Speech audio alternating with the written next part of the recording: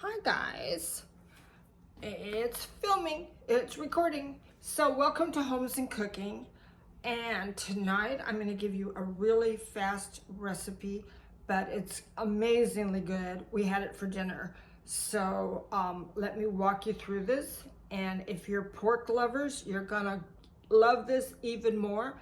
And if you've never had pork, it's a great way to start liking it. And if you don't like it, this is fun anyway, so stay with us.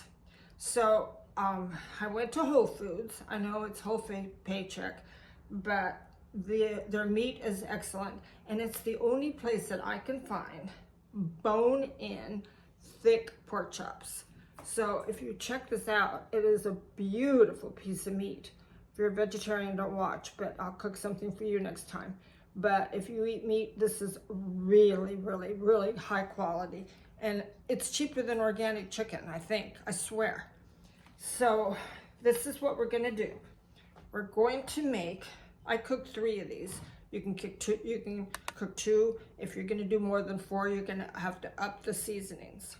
But I take a ½ teaspoon of pepper, a teaspoon of garlic powder, a teaspoon of onion powder, and I put it in a bowl. Then I do Lawrey salt. Between Whole Foods and Lawrey salt, I should be getting a sponsor. And I do about 5 shakes, 1, 2, 3, 4, 5 in the bowl. Then I do fresh pepper, or so they say, and I do about a ½ teaspoon in the bowl.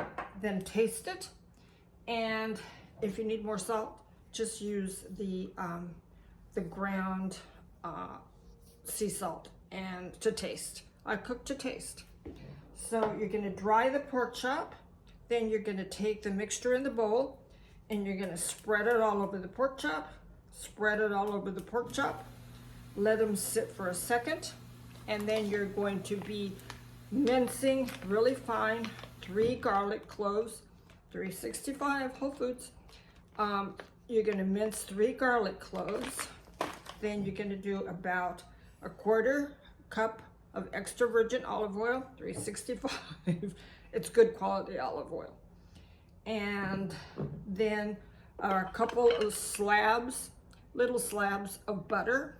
Put them in the microwave for like about a minute, and it marinades into the yummiest sauce. And I'll tell you what to do with that one in a minute. So then you're gonna put 3 tablespoons of olive oil in this cast iron skillet. I've carried this thing around with me forever. It's the best. I'm sure you can get them online because there's very few cooking stores, and Williams-Sonoma will have them, but they're gonna be pricier. So put the pork chops in when the oil is just getting to where it's simmering. You'll be able to tell when it's hot. And then with the pork chops in, the really important thing is you want to sear them to a brownish glaze.